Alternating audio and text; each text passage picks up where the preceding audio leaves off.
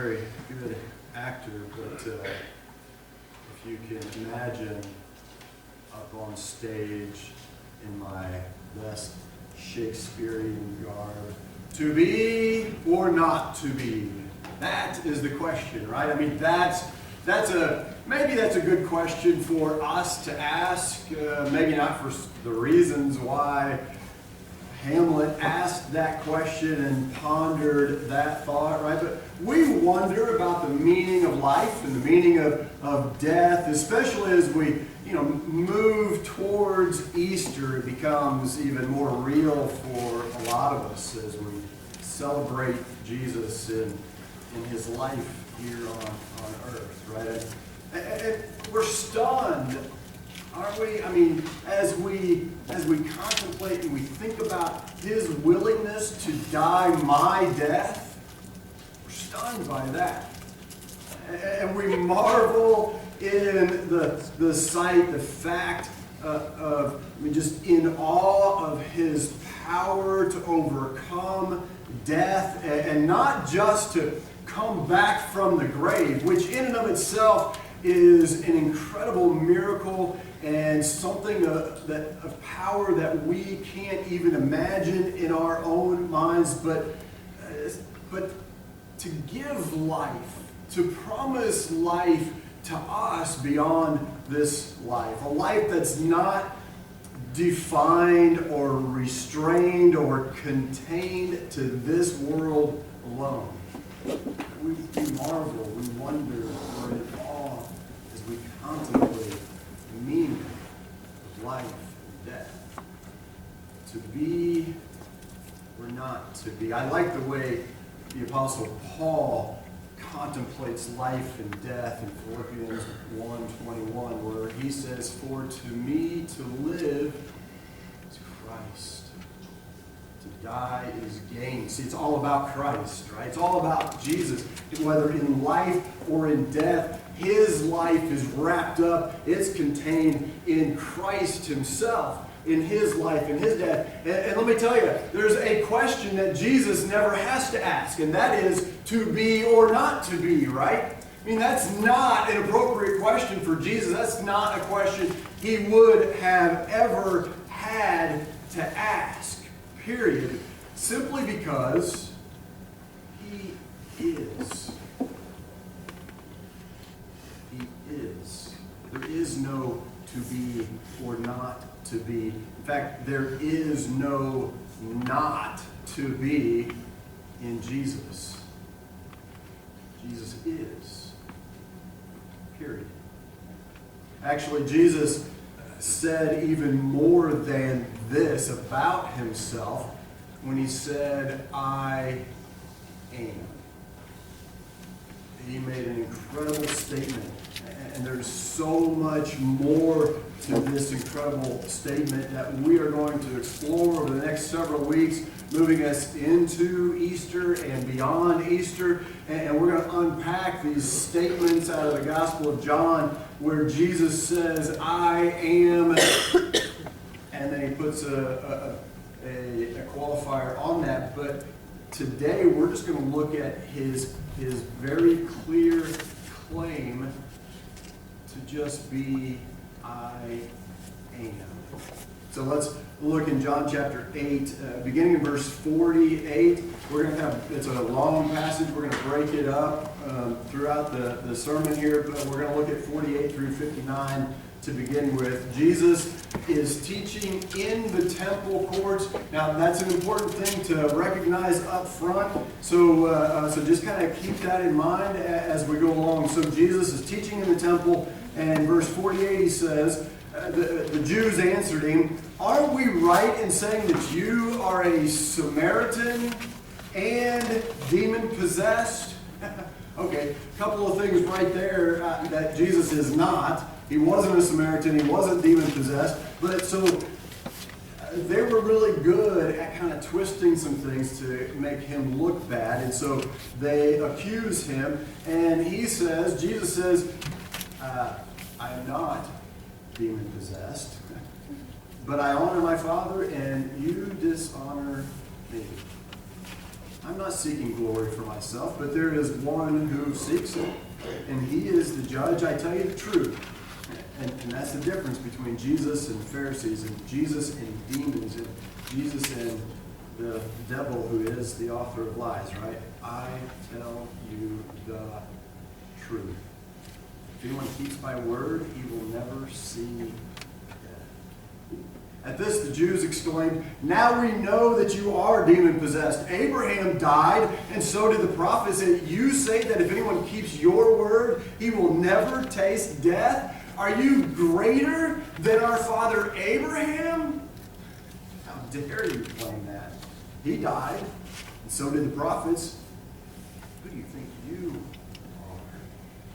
And Jesus replied, "If I glorify myself, my glory means nothing. My Father, whom you claim as your God, is the one who glorifies me. Though you don't know him, I know him. If I said I did not, I would be a liar like you, but I do know him and keep his word. Your father Abraham rejoiced at the thought of seeing my day. He saw it and was glad. And then they say, well, you're not even 50 years old. How in the world could you have seen Abraham? And Jesus says, I tell you the truth. Before Abraham was born, I am. At this, they picked up stones to stone him. But Jesus hid himself, slipping away from the temple grounds. There's that claim. I am. I mean, he didn't just mean, hey, look at me, I exist, you know. I'm right here in the flesh, I'm a real human being. I mean, he was saying so much more than that. His claim took them back, kind of down memory lane a little bit, and they didn't like it. I mean, they didn't like the memories that it began to stir in their minds and in their hearts. As they went down memory lane, they recalled a story that they had heard from childhood, a story most of you have heard since childhood, a story that we're familiar with. But for them, it was like Grandpa, you know, would be sitting on a stump, and he'd call the children to gather around him, and he told them the story of Joseph and Egypt. And then there was a time in Egypt when the Pharaoh remembered Joseph no more, and he told how their ancestors were forced to work slave labor, and God heard their cries. They cried out to God in anguish and sorrow after having been enslaved for years in Egypt. They cried out to God, and God heard them. And God very strategically placed a Hebrew baby in this basket in the Nile River, right? And it would float, this baby would float at just the right time, in just the right moment for the daughter of Pharaoh to be in the river bathing, see this baby in this basket, and she would take him in and raise him as her own. Right? And the children would lean in as Grandpa spoke of a bush. Remember this story? A bush that was burning but not burning up, and a voice spoke out of this bush to Moses. Moses took off his sandals and he listened. And then he asked that question as that voice told him, you are going to free my people. And Moses asked, who do I say has sent me? And God said these words, you tell Pharaoh, I am that I am has sent you. And of course, you know, these that were listening, you know, when they were children, they would have gasped at that, and they would have been asked, Grandpa, well, what in the world does that mean? I mean, I am that I am, that's a little cryptic, isn't it? I mean, that's a little confusing. What in the world? How is that a name? I mean, what is Moses actually saying to the Pharaoh about this God that is speaking to him and has sent him to free his people? And Grandpa would have answered and explained it this way. He would have said, what that means is this: God needs no explanation. I am that I am. God needs no explanation as to who He is. He always was, He is, He always will be. He created everything in the beginning. He has always existed in this creative power, and He is with you. And He needs no explanation. In fact, His power would declare who He is. Period. Anyway, that's what Jesus was doing when He says, I am. He was declaring to the people, the Pharisees, all that were listening there in the temple courts that day, declaring to us, as we listen in this story, not just who I am, but that I am. He doesn't need any explanation. He doesn't need to defend Himself. He simply is. I am. They were missing that fact, weren't they? I mean, the I am, the glory of God was right before them, and they missed it. The glory of the I am indeed was and finally had returned to the temple. I mean, that's why it was so important that we pay attention to that.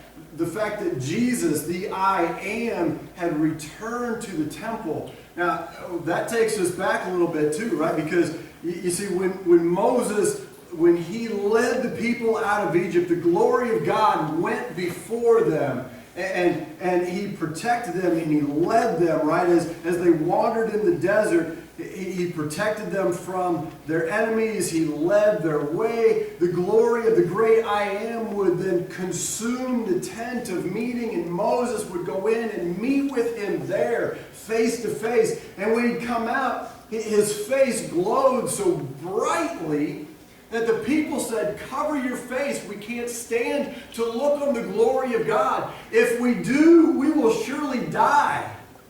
Right? So the great I Am who met with Moses inside the tent of meeting also then would fill the most holy place when Solomon built God's temple in Jerusalem.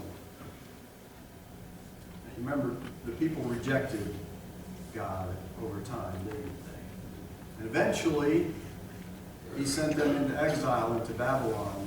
The Babylonians destroyed the temple. And what happened to God's presence, God's glory in that temple that day? It left. And it did not return when Zerubbabel came to rebuild the temple, or when Herod again rebuilt it years later, and that temple of God that stood in Jerusalem still did not have the presence of the great I Am. And they longed for the glory of God to return to His temple. They prayed for it. They looked for it.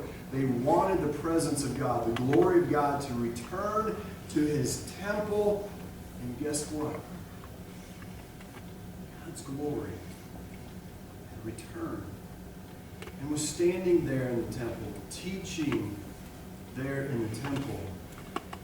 And he missed it. He wasn't behind that great curtain, right? But among His people, with His people, God with us. Jesus was there, and they couldn't see Him. They couldn't see the glory of God. It was like instead instead of asking Moses to cover his face, they were covering their own. They were covering their own eyes, hiding their faces from the glory of God, not letting the light of the glory of God shine on them.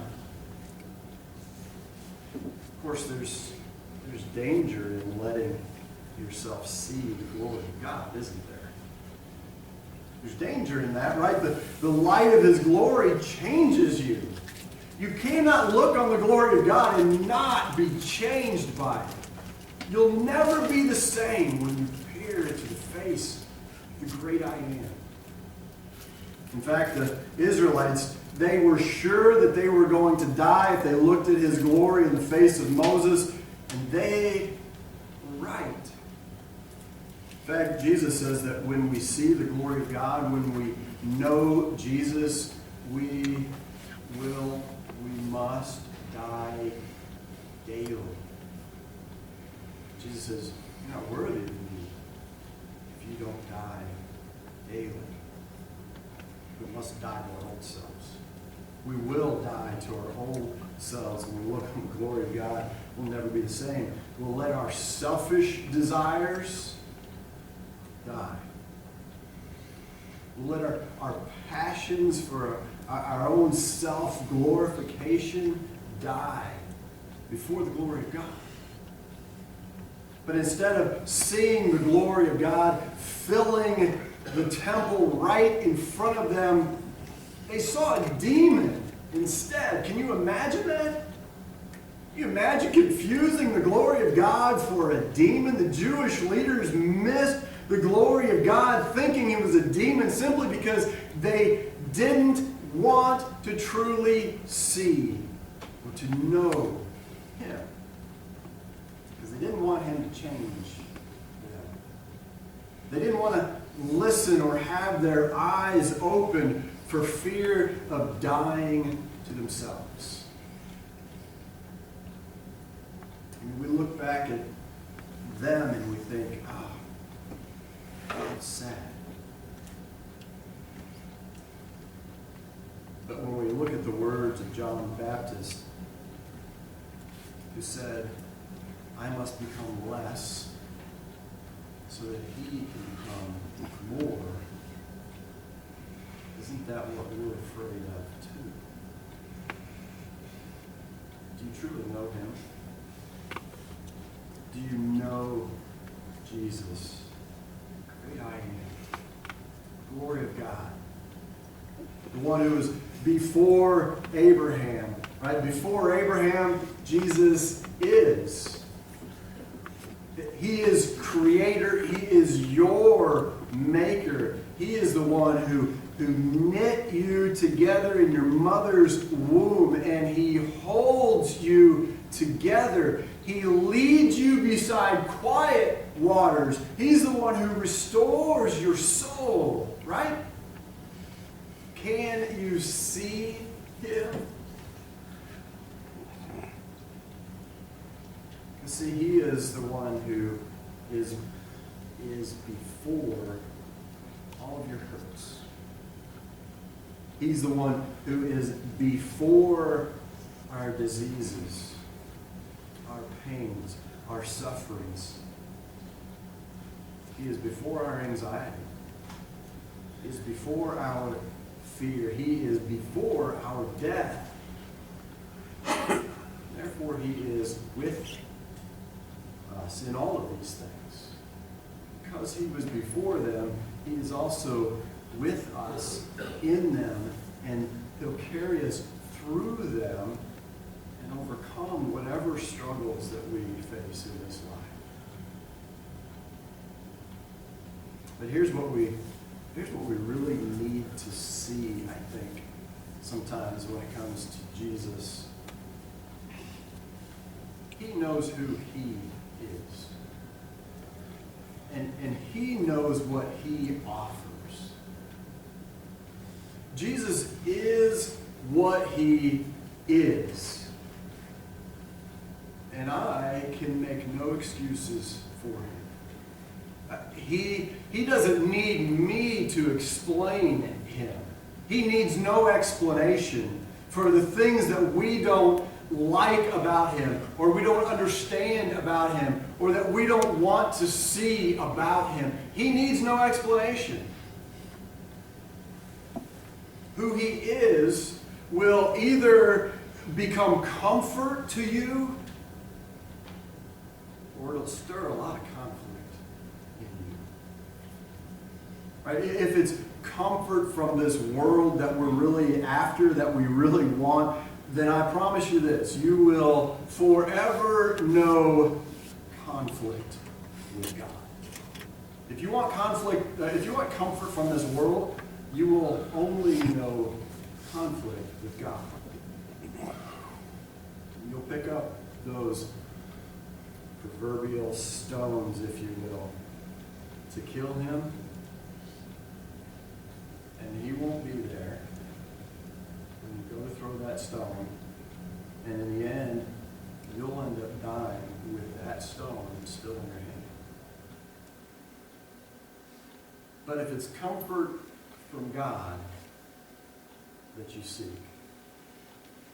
and you begin to see the glory of God in Jesus, you'll begin to see and know and understand the glory of God filling his temple, which is you, which is us. And yeah, if you seek comfort from God, you'll find conflict in this world, won't you? So my encouragement would be this: choose Jesus. The one who was, the one who is, and the one who is to come. And you'll never die, right? You'll die to yourself daily, but you will never die, Jesus says. You'll have life eternal, wrapped up in his glory forever. If you believe, if you believe, when you begin to really know him for who he really is, you'll also begin to understand who you really are. You'll begin to understand who you are, who you were meant to be, who God meant for you to be when he conceived the very thought of you, when he knit you together in your mother's womb. You'll begin to understand not this to be or not to be, but who God meant for you to be. Period. You begin to see yourself, your own identity in Christ, as the temple that the Spirit of the great I Am fills still and even today. And on that great and glorious day when Jesus comes back and the trumpet sounds and we'll see him, we'll recognize him, we'll know it's him because he knows you. You know him. And when every knee will bow and every tongue confess, it won't be out of fear because it's the first time you've ever seen him. It will be in awe because you know him. You've seen his glory. And you recognize his glory. And you'll be in awe of who he is. And he'll say to you, come to me. Come and enter my rest. Come and dine with me. Because I know you. Can you see him? Can you see him now? I pray that you'll see him now so that you don't see him then for the very first time. So that you don't experience his glory then for the first time. Because then it'll be too late. Look for him. See him as the great I Am for who he is. Not what we want him to be, but for who he is.